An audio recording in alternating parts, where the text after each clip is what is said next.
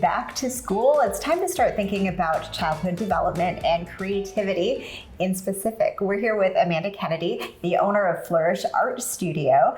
So let's talk big picture. Why is this an important conversation to have? Sure. Well, big picture is that creativity is a part of what makes us human. It's a humanity.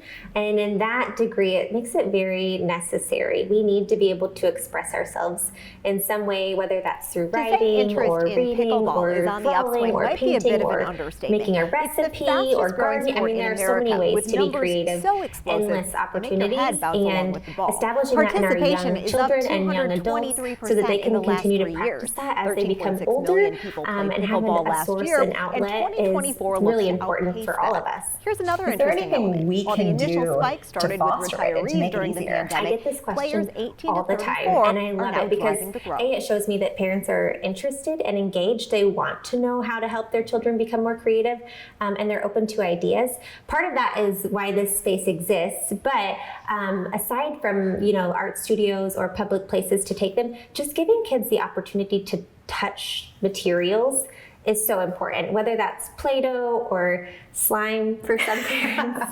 Easier said than done. Yeah, absolutely.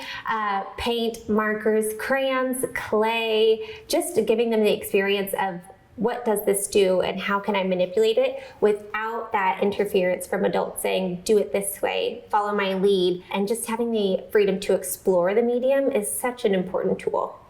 Many parents can get a little nervous about the mess factor. Do you have any tips on how we can deal with it or maybe even overcome those thoughts? It's a big deal and it's really hard, especially in your own home. I often joke that in this space, it's so easy for me to say, make a mess, whatever, it doesn't matter. It's a very much a yes space for messes here. So that's another option. Take them somewhere else, take it outside, take them to an art studio, take them, get it out of your house.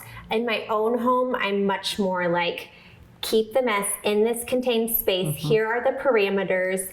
I often find myself setting out a cookie sheet. My daughter right now has a 3D pen on a cookie sheet on our kitchen table, and it's like any mess you make, anything you create with this 3D pen has to stay on this cookie sheet because, and for them, it gives them the freedom to explore it. She's making whatever she wants with that 3D pen, but it's in this space, within this boundary. And that's a really healthy way to learn, like, I can do things, but in this parameter, with these guidelines and these expectations. And that benefits us in a multitude of ways outside of art even.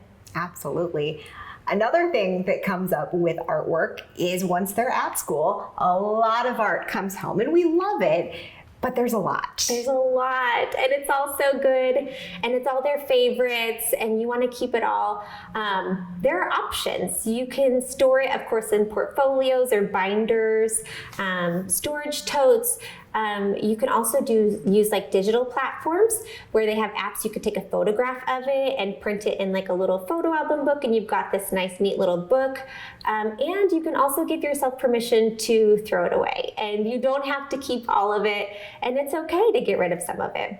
Okay, we're ready to get artistic. Of course, if you're curious about Flourish Art Studio, it is on Main Street, easy to find, right downtown. Thanks, Amanda. Thank you so much, Lindsay.